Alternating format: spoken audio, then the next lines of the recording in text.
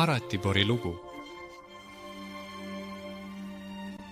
See oli vanadel aegadel, kui imed juhtusid Mingoordsemes. Elas olid ühes õnnelikus linnas Valgevees õiglane prints oma printsessiga. Nende elu oleks võinud olla õnnelik, kui nooruses oleks Jumalrod andnud neile lapsi. Kaugetest ja lähedastest maadest tulid arstid ja nõiad, kuid nad ei suutnud printsipaari viljatuse eest vabastada. Ja siis ühel päeval tuli nende printsipaleesse vanade võlur Heraka. Ta andis printsessile mõned odraseemned ja ütles, kuivatage oma pisarad, las printsess sööb neid imelisi seemneid. Ja siis ettenähtud aja möödudes sünnitab ta kauni poja. Ta saab olema vägev jõu ja kuulsusega ja kingitusena minu poolt võtta prints see püha mõõka. Printsess tegi just nii, nagu käskis vana jumal Herak ja ettenähtud ajal sünnitas ta poisi, kelle ilu ei olnud Valgevees kellelgi teisel. Kui poiss kasvas, ei olnud temaga võrreldavat ei võitlustes ega arutustes. Tema tarkuse, julguse ja jõu tõttu nimetas prints teda Ratiboriks.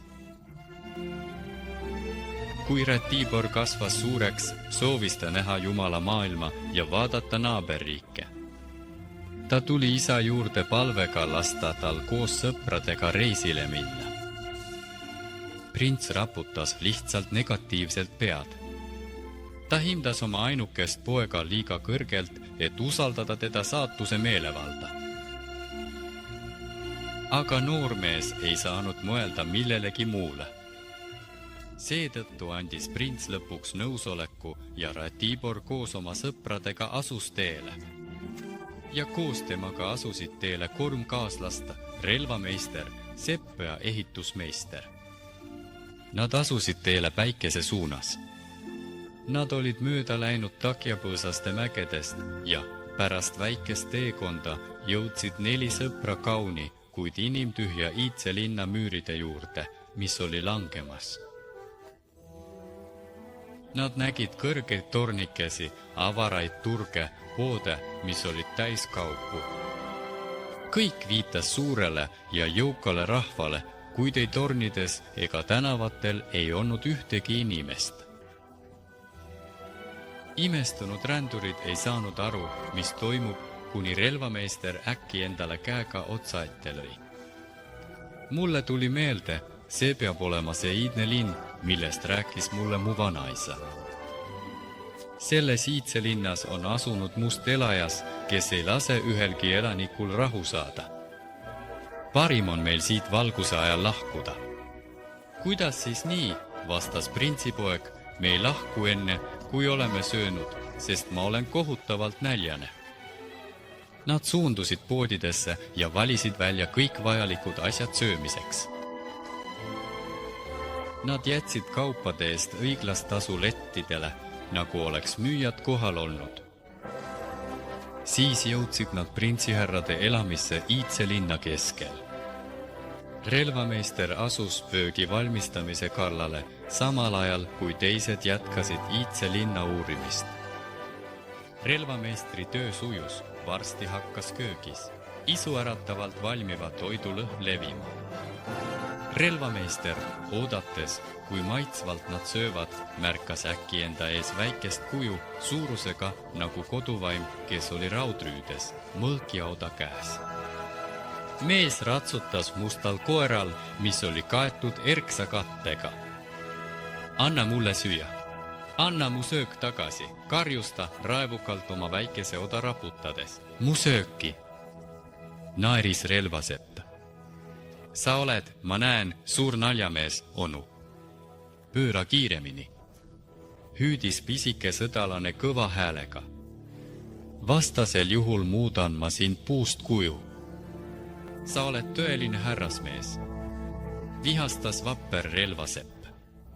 Tule lähemale, et ma saaksin sinuga võidelda, nagu 2 duellandile kohane. Nende sõnadega muutus mees äkitselt kohutavalt kõrgeks mustaks vaimuks. Aga relvameistri julgus ei kadunud, sest ta oli sündinud Valgevee-maal.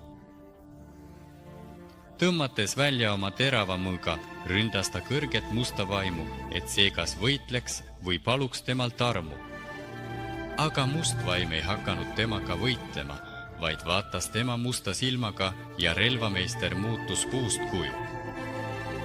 Musta vaimu viis ta keldrisse ja jättis sinna, ma näitan neile, kuidas mu paledes süüa teha, murdis must vaim, süües pirukaid ja hautatud liha. Ta korjas viimased tükid üles ja kadus siis. Peagi naasis prints sõpradega.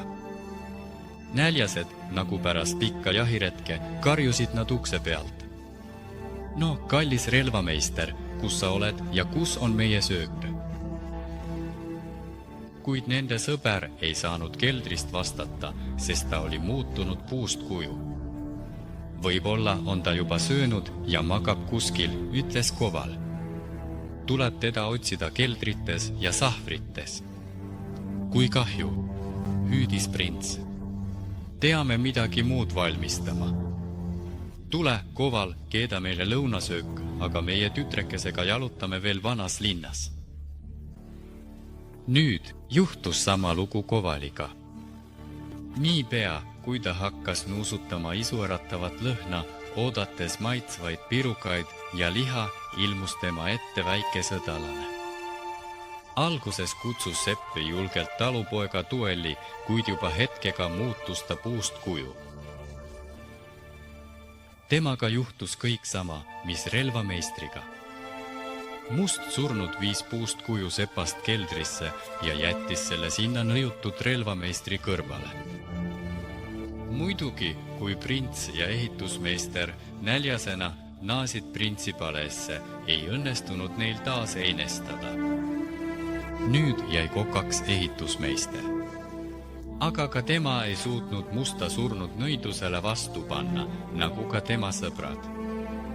Kui näljas Ratibor naasis printsipaleesse, ei leidnud ta ei toitu ega sõpru. Ta pidi ise toidu valmistamise eest vastutama. Niipea, kui toidulõhn levis printsipalees, ilmus kohe koeral ratsutav pisike sõdalane. Ma vannun, sa näed suurepärane välja, sõber, ütles talle prints kaitsvat tooni kasutades. Mida sa siis tahad? Anna mulle süüa, kiljatas mees. See ei ole sinu eine, vastas kutsumata külaline, see on minu toit, ütles Ratibor. Kuid kui sa nii soovid, saame meie vaidluse lahendada duelliga. Koera sõdalane hakkas kasvama ja muutus hiiglaslikuks mustaks surnuks. Ta tahtis Ratiborit oma kohutava välimusega hirmutada, et ta langeks põlvili ja paluks armu. Aga selle asemel, et põlvili langeda ja armu paluda, naeris prints. Uusolend, kõiges peab olema mõõt. Just nägin ma naeruväärselt väikest talupoega ja nüüd vaatan ma rumaluse piirini suurt musta surnut. Loodan, et näitad tõelist iseloomu ja kuna muutused tulevad sulle vaevata, saad sama kõrgeks kui mina, ei rohkem ega vähem. Siin me siis otsustame, kellele tõeliselt kuulub eine kirvega. Must surnu ei suutnud printsile vastu vaielda, seetõttu tõmbus ta tagasi tavapärastesse mõõtmetesse ja ründas julget noormeest, kellel oli oda käes.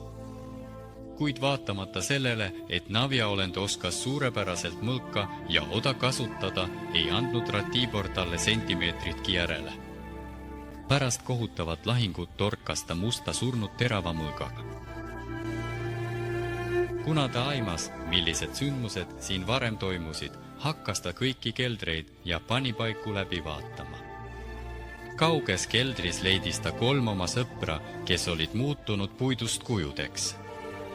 Tibor puudutas kujusid mõõgaga ja sõbrad said välimuse tagasi. Ta naeratas, hei, sõdalased, lähme sööma, ma tapsin navjaolendi, musta surnu. Nad tänasid Ratiborit päästmise. Ta ütles neile heatahtliku naeratusega, hei, sõdalased, lähme sööma, ma tapsin navjaolendi, inimeste vihatud musta surnu. Nad tänasid Ratiborit päästmise eest nõidusest. Seejärel saatis Ratibor vanast linnast elanikud sõnumiga, et nad võivad naasta oma. Siis saatis Ratibor Treva linna elanikele, keda oli välja ajanud kuri must surnu, sõnumi, et nad võivad naasta oma kodudesse ja elada rahus ja vaikuses. Ta palus neil tunnustada Treva linna valitsejaks relvameest ja anda talle naiseks kõige kaunim tüdruk väärikast vanast suguvõsast. Linnaelanikud nõustusid rõõmuga ja levitasid Ratibori võidu musta surnu üle kõigis oma riigilinnades ja külades. Kui pulmatseremooniad olid läbi ja prints koos sõpradega valmistus edasi minema, et näha Jumala maailma ja vaadata naaberriike, hakkas relvamees Ratiborit innukalt paluma, et lubataks tal nendega kaasa tulla. Kuid Ratibor lükkas tema palve tagasi, kohustades teda targalt vanat linna juhtima. Hüvasti jätuks andis ta relvameestele odravarre. Käskides, et temast hoolikalt jälgitaks, ütles Ratibor, kui oder kasvab hästi, siis on mul kõik korras. Aga kui oder longus, siis tea, et mind on tabanud õnnetus ja mul on kiiresti sinu abi vaja. Noorpaariga hüvasti jättes suundusid prints ja tema sõbrad edasi. Kas nad jõudsid kaua või lühidalt veel ühte hüljatud vanasse linna? Nagu eelmisel korral rändasid nad avarates saalides, tühjades tänavates ja hüljatud poodides, kohtamata ühtegi inimest. Äkitselt ütles Koval, ma lõpuks mäletan, et selles vanas linnas elab hirmus kuri vaim, kes tapab igaühe, kes ette jääb. Parim oleks, kui me siit lahkuksime. Ainult pärast seda, kui me lõunatame, vastas näljane prints. Nad valisid tühjades poodides vajalikud tooted ja maksid kõike täielikult. Tõsi, raha tuli lihtsalt lettidele jätta, kuna peremehi polnud kuskil näha. Koval suundus toitu valmistama printsipale, samal ajal kui Ratibor ja Soi jätkasid jalutuskäiku vanas linnas. Nii kui valmistatud lõuna hakkas levitama isuäratavat lõhna, ilmus kööki äkitselt kuri vaim, kes oli kujutatud vastiku vana naise näol, kellel oli must ja kortsusnahk ning tagurpidi pööratud jalad.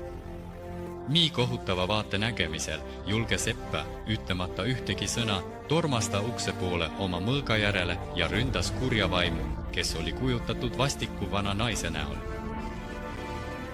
Aga ta viskas tema peale peotäie maagilist pulbrit ja Seppa muutus kiviseks kuju. Kuri vaim peitis ta ühte tuppa, lukustades selle kinni.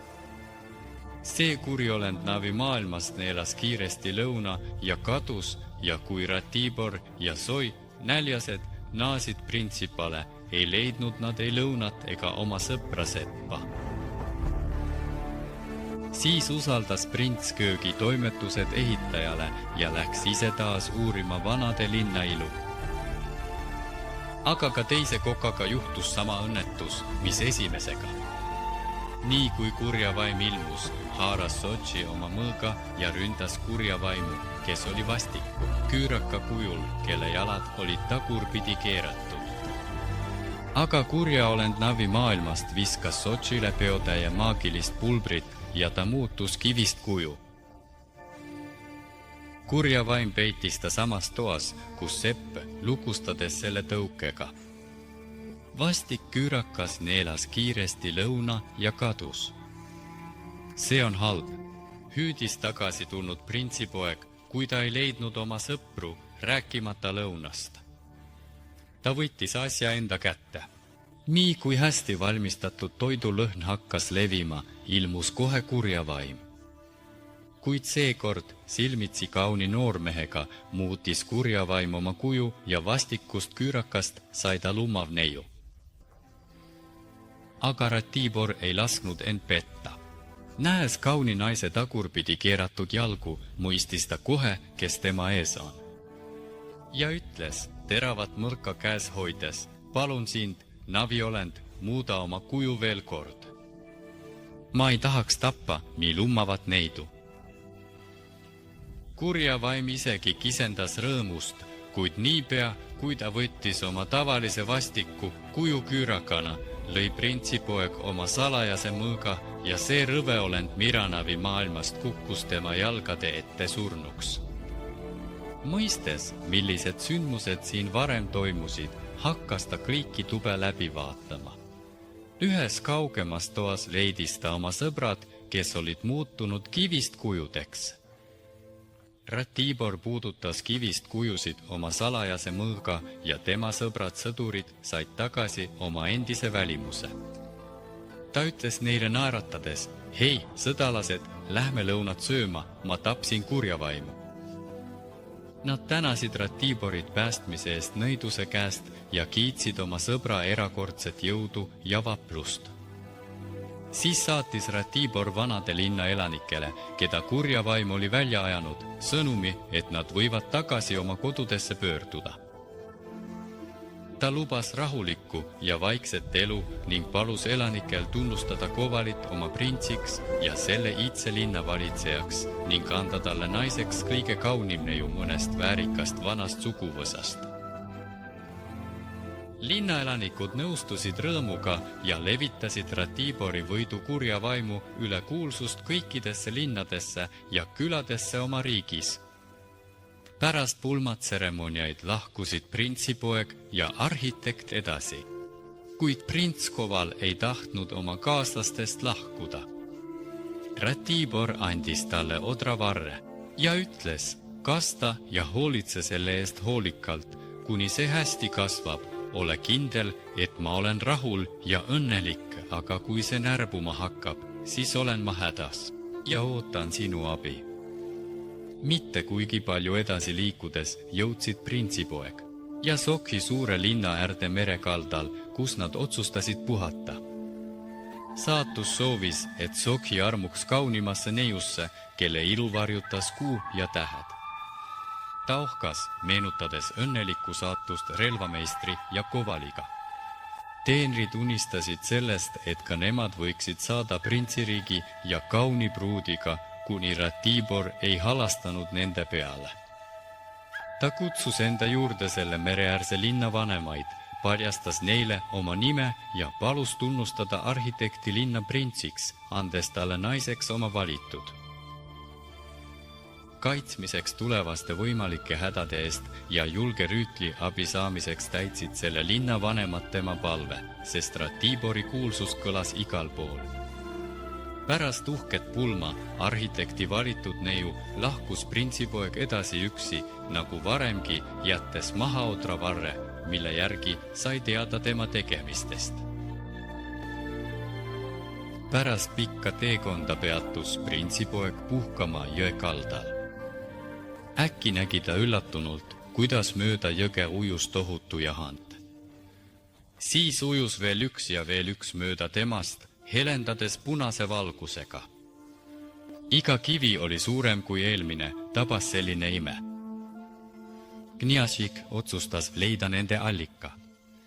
Nii ta kõndis 3 päeva ja 3 ööd üles mööda jõge, mille vool kandis jahante, kuni ta jõudis veepiirile, kus nägi kauneid marmorist paleesid. Lopsakad ajad ümbritsesid müüre, ühe laia puuokstel rippus kuldne korv. See, mida printsipoeg temas nägi, vapustas teda rohkem kui kõik varasemad imed. Korvis oli maailma kõige imelisema, kõige kaunima ja kõige täiuslikuma neiu pea. Tema silmad olid suletud, kuldsed juuksed olid tuule poolt sassi aetud ja iga minut langes haavast kaela peenike tilk vett. Tilk punast verd muutes end kohe tohutuks jahandiks. Ratibor ei suutnud rahulikult vaadata sellele südant lõhestavale stseenile. Pisarad voolasid tal silmist. Ta otsustas uurida marmorist paleesid, et lahendada kohutav saladus. Ta läks läbi rikkalikult kaunistatud marmorist saalide, migerdatud galeriide ja laiade koridoride. Aga ei kohanud ühtegi elusat olendit. Lõpuks jõudis ta magamistuppa, mis oli kaetud hõbedase siidiga, kus atlassil voodis lebaspea ilma kehata kauni neiu. Ta mõistis kohe, et just tema pea oli kuldses korvis. kätkedes kontrollimatut soovi ühendada mõlemad osad selle kauni olendi tervikuks. Tormas ta tagasi väljapääsu poole ja naasis varsti korv käes. Ta tristis ettevaatlikult pea kaela juurde ja äkki. Lõhestatud osad sulandusid kokku. Ta puudutas tema keha oma püha mõõgaga ja neiu ärkas ellu. Rõõmus ja elevil printsipoeg hakkas paluma tundmatut naist rääkida endast, kuidas ja miks ta sattus nendesse salapärastesse marmorist paledesse ning miks tal pea puudus. Ma olen printsess Tarina, vastas neiu. Kurja nõidloomus armus minusse ja röövis mind nõiduse abil. Kuna ta on kohutavalt armukadedus, siis lahkudes oma marmorist paledest lõikab ta mulle alati pea maha ja riputab selle kuldsesse korvi. Kaastunde täis palus Ratibor printsessil kohe need marmorist paled koos temaga lahkuda. Esiteks peame me vabanema surnud loomusest, ütles tüdruk, muidu ei õnnestu meil põgeneda jälitajate eest. Ma püüan välja uurida, kus tema surm peidus on. Esiteks peame me vabanema surnud loomusest, ütles tüdruk, muidu ei õnnestu meil põgeneda jälitajate eest. Ma püüan välja uurida, kus tema surm peidus on, sul tuleb lõigata mulle pea ära ja panna see uuesti kuldsesse korvi, et julm surnud loomus midagi ei kahtlustaks. Ma püüan välja uurida, kus tema surm peidus on. Sul tuleb lõigata mulle pea ära ja panna see uuesti kuldsesse korvi, et julm surnud loomus midagi ei kahtlustaks. Kallis printsipoeg ei osanud isegi mõelda, kuidas ta sellist kohutavat ülesannet täita saaks. Kuid midagi polnud teha, ta pigistas silmad kinni ja ühe terava salajase mõõga löögiga lõikas ta oma armastatud Torina pea ära. Pärast seda riputas ta korvi tagasi oma kohale ja peitis end magamistoa lähedal olevasse panipaika. Varsti naasis surnud loomus. Käivitades printsessi, karjus ta vihaselt, ui, minu marmorist paledes haiseb nagu rooside vaim. Tarina teeseldes nutis, ma ei tea midagi, surnud loomus, sest kuni sind ei ole, ei näe ega tunne ma midagi. Tundub, et sa oled Rosi või Valgevees käinud ja seal sa said rooside vaimu. Aga kui sa mulle ei usu, surnud loomus, siis tappa mind parem, aga ära karju. See oled sina, ilmselt käisid sa Rosis või Valgevees ja seal said rooside vaimu endasse. Aga kui sa mulle ei usu, surnud loomus, siis tappa mind parem, aga ära karju.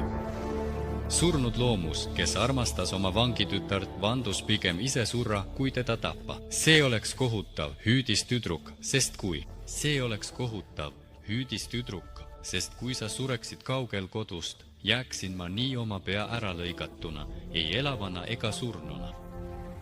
Ära karda, kaunis Tarina, hakkas teda lohutama surnud loomus. Tõenäoliselt ei tapa mind kuskil, kuna minu eluvõti on peidetud salajases kohas. Ma loodan, et see on tõsi, ütles printsess. Aga võib-olla sa lihtsalt mõtlesid selle välja, et mind lohutada. Ma ei rahune enne, kui kuulen rohkem sellest kohast ja saan ise hinnata selle usaldusväärsust.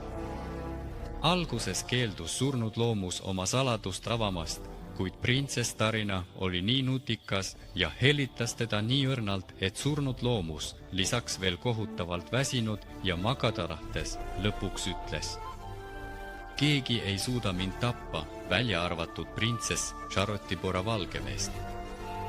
Ja ta ei suuda seda teha, kuni ta ei leia ühte üksildast musta puud, mida ööpäevaringselt kaitseb must koer ja must hobune. Pärast seda tuleb mustade valvuri kõrvalt mööda minna, ilma et midagi juhtuks. Ronida mustale puule kõige kõrgemale oksale, kus ripub kuldne puuris, võtta sealt lauluhäälne sookurg, välja võtta tema kehast mesilane ja purustada see. Ainult siis ma suren. Kas sa näed, kui kindlalt on mu elu kaitstud? Sest tõeliselt julge süda ja tohutu tarkus on vajalikud, et jõuda musta puuni ja alistada selle mustad valvurid. Kuidas neid siis alistada saab? Nõudis printsess. Ütle mulle, telgedes ma rahunen maha. Juba magama jäänud ja ka pidevatest küsimustest väsinud surnud libahund vastas läbi oma unisuse. Musta hobuse ees lebab hunnik luid ja musta koera ees on käsivarre täis rohtu. kui pikka pulka kasutades neid kuhjasid nihutada nii, et must hobune saaks rohu ja must koer luud, siis nende vahelt läbimine ei ole raske. Prints, kes oli kogu juttu kuulnud, läks kohe otsima. Varsti nägi ta ühte üksildast musta puud, mida valvasid metsik must hobune ja raevukas must koe. Kuid kui mustad valvurid said igaüks oma toidu, muutusid nad alandlikuks ja leebeks. Ratibor ronis vaevata mustale puule, püüdis sookure ja keeras tal kaela. Kogu aeg ärkvel olnud libahund mõistis, mis toimub ja tõusis õhku, et võidelda oma elu eest. Kuid prints märkas vaenlast kaugelt. Ta lõikas kiiresti linnu keha lahti ja haaras sealt mesilase, kes seal sees istus. Kui vaenlane juba eebenipuu juurde lendas, rebis Ratibor putukal tiivad maha ja undead libahund varises kohe niiskele maapinnale. Prints rebis mesilaselt jalad ära ja libahund jäi jalutuks ning kui mesilane ka peast ilma jäi, siis lõppes ka kurja libahundi elu. Ratibor naasis võidukalt tagasi libahundi juurde. Ta tahtis kohe minna tema isa hertsogi riiki, et paluda tema õnnistust pereliidu jaoks tarinaga, kuid tüdruk palus tal veidi ooda, et puhata ja imetleda marmorist paleede rikkust. Kord läks printsess ujuma jõkke. Kui ta oli oma pea ära pesnud ja oma kauneid kuldseid juukseid kammima hakanud, takerdus mitu pikka juuksekarva kammi. Need särasid ja sädelevad punase kullaga. Olles uhke oma kaunite juuste üle, otsustas tarina, et ma ei saa neid jätta jõkke, kus nad mudases voorus kinni jäävad. Ta pani kuldsed juuksekarvad peruna lehe peale ja laskis rohelise paadi vette. Juhtus nii, et suure lõuna pealinna prints, mis asub allavoolu, sõitis paadiga. Tema paadi küljest märkas ta äkki midagi, mis säras vees nagu päikesekiir. Lähemale sõites tõmbasid tema aerutajad välja rohelise lehe peruna puult, millel leegitsesid kuldsed juuksekarvad. Prints ei olnud kunagi varem näinud nii kaunist printsessi. Ta vandus, et ei puhkaks ei öösel ega päeval, kuni leiab nende kuldsete juuste omaniku. Otsinguteks kutsus ta kokku 3 kõige targemat ja võimsamat nõida oma hertsogiriigist, kuni ta leiab selle kuldse karva omaniku. Otsinguteks kutsus ta kokku 3 kõige targemat ja võimsamat nõida oma hertsogiriigist. Esimene tark nõid ütles, kui kuldsete juuste omanik elab maa peal, siis luban ma ta leida. Teine tark nõid ütles, kui ta isegi elab taevas, siis teen ma taevasse augu, et tuua ta teile. Särav prints. Ja 3. tark nõid naerdes vastas, kui sa taevad rebid, siis pean ma augu peale plaastri panema, nii et keegi ei suuda vanast tükist uut eristada. Prints pidas viimast nõida kõige targemaks ja just temale usaldas ta kauni säravate kuldsete juustega võõra otsimise. Selleks andis ta oma suure hertsogiriigi paadi koos sõduritega.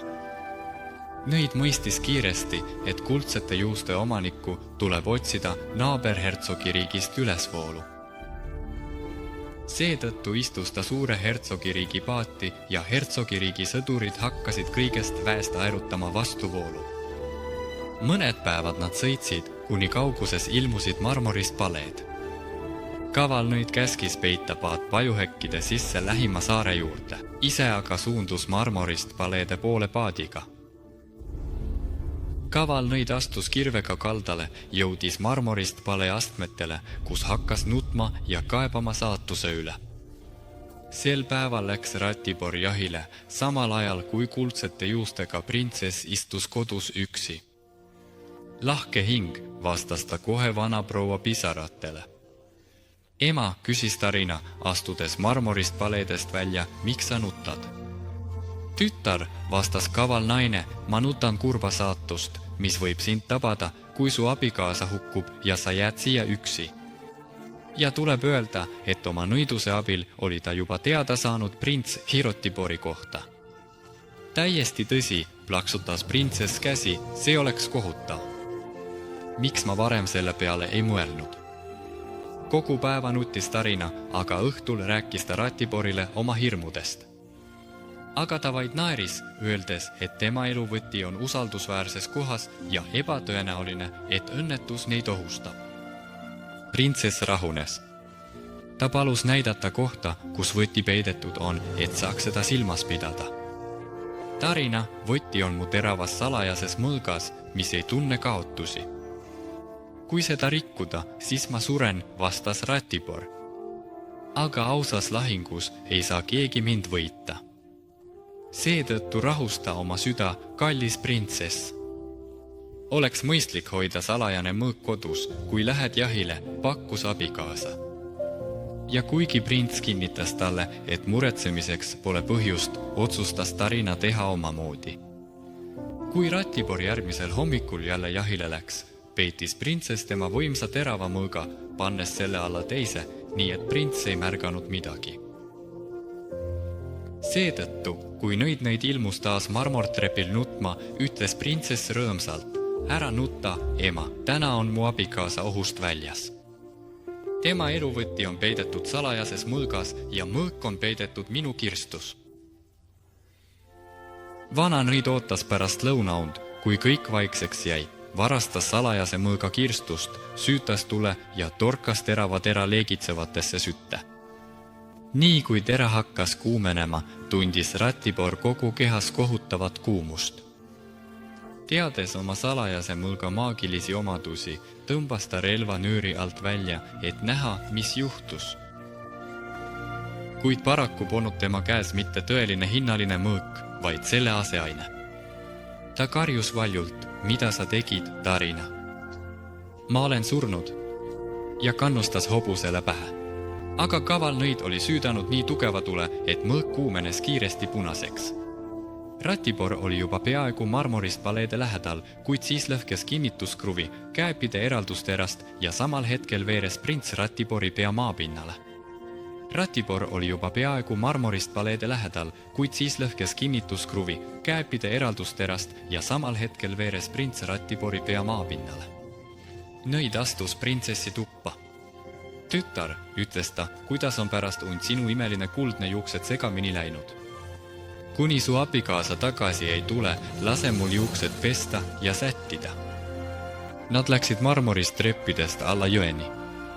Tetis nõid, ütles, tule mu paati, kallis, vesi on teisel küljel puhtam kui kaldal. Tarina hakkas pesema juukseid, mis nagu katte kattis silmad, takistades ümberringi vaatamast.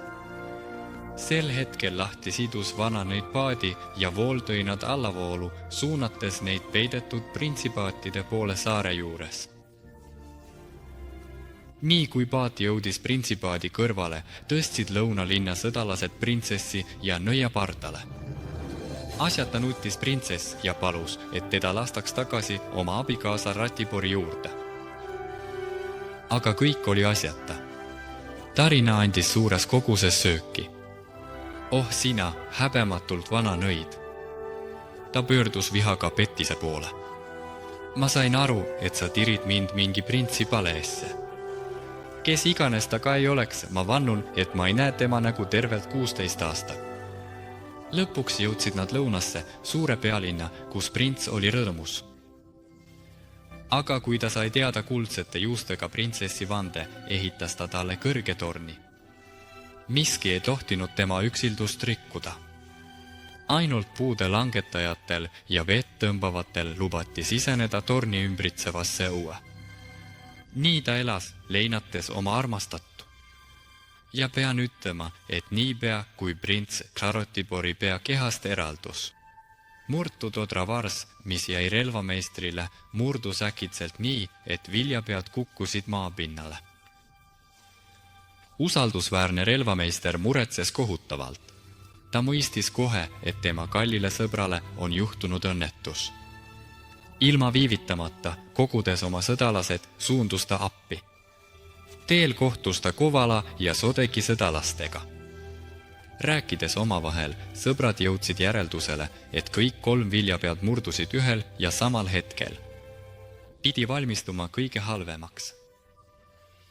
Seetõttu nad isegi ei imestanud, kui pärast pikka teekonda leidsid nad jõe äärest põletatud, viilidega kaetud printsipoja keha ja tema pea oli seal kõrval. Teades salajase mõõga maagilisi omadusi, tormasid nad kohe Ribori relvade juurde, kuid nägid seal petmist.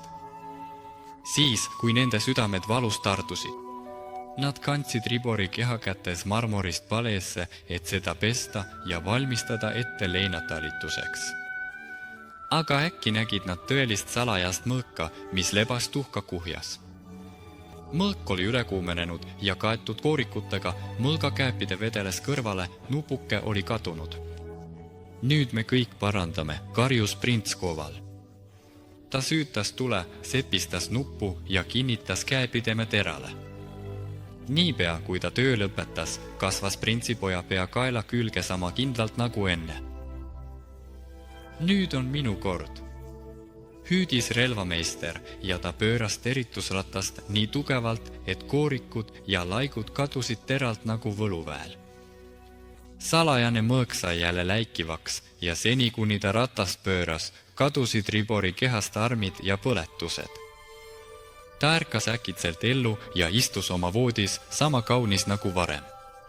Kus on mu abikaasa Tarina? See oli tema esimene küsimus. Ta rääkis sõpradele kõigest, mis juhtus. Nüüd on minu kord tegutseda, kuulutas prints Deutsch. Andke mulle teie salajane mõõk ja ma toon teie abikaasa kiiresti tagasi. Nii et särava salajase mõõga käes suundus ta kadunud printsessi otsima. Varsti jõudis ta lõuna pealinna, kus nägi kõrget torni. Linnaelanikud rääkisid talle, et seal, kaugel kõigist, elab kuldsete juustega printsess Põhjamaalt. Kellelegi peale puuraidurid ja veetoojad ei lubatud torni õue siseneda. Deutsch otsustas, et see peab olema tema sõbra Ratibori abikaasa. Ta riietus puuraiduriks ja hakkas torni akende all karjuma puu 100 kuldset grivna ühe kimbu eest. Katusel värsket õhku hingav printsess saatis neiu küsima, mis puu nii kallis on. Need on lihtsalt puud, vastas vale puuraidur, aga need on raiutud terava särava mõõgaga. Sellest vastusest hakkas printsessi süda kiiremini põksuma. Vaadates aknast välja, nägi ta võõra käes prints Ratibori salajast mõõka. Seetõttu saatis ta taas teenija küsima, kas puuraiduril on veel mingeid kaupu müügiks. Ta vastas, et tal on imeline lendav vanke. Printsess saab sellele pilku heita, kui ta õhtul aeda jalutama läheb. Ja nõustus. Õhtul tõi Deutsch lendava vankriaeda ja pakkus printsessile võimalust seda lendamisel proovida. Aga ajas jarutas sel ajal printsessi õde lõuna pealinnast. Ta otsustas, et ei lase vangil üksi minna. Koos vana nõia Loorberiga, kes oli printsessi röövinud. Ronisid nad ka lendavasse vankrisse. Deutsch haaras väljast kinni ja lendav vanker, nagu lind, hakkas kiiresti tõusma aina kõrgemale ja kõrgemale. Aitab, küllalt on aeg alla minna, hüüdis lõunalinna printsi õde. Siin haaras Deutsch seda vööst ja viskas alla otse jõkke. Printsi õde, kogu märgades riietes, ronis jõest välja ja jooksis venna juurde, et talle juhtunust rääkida. Ja kui lendav vanker lendas torni kohal, viskas Deutsch vana nõia Loorberi üle parda, kes purunes kividele.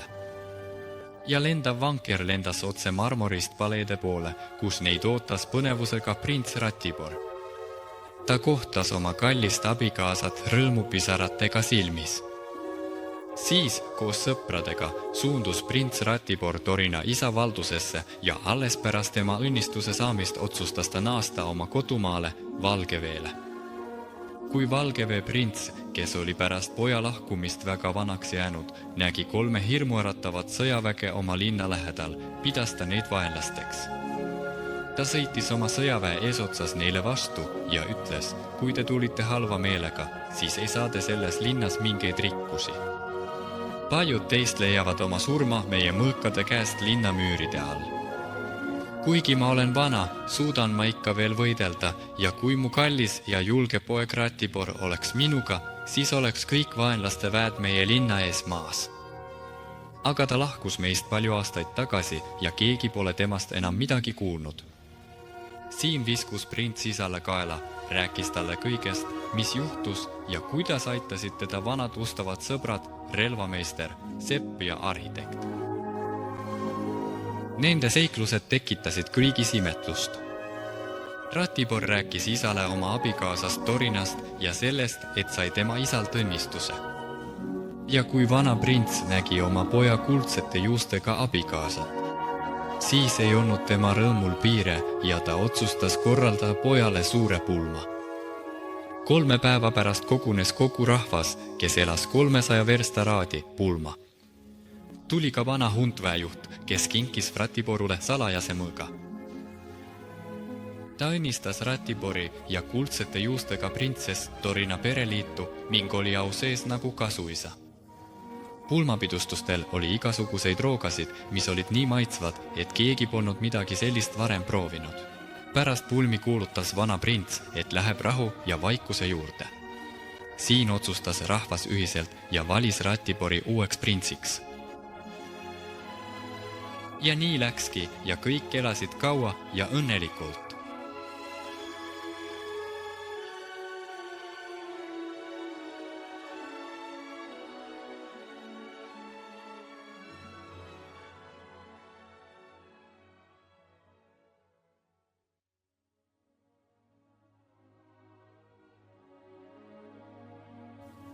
Kommentaarid Chitu Paru.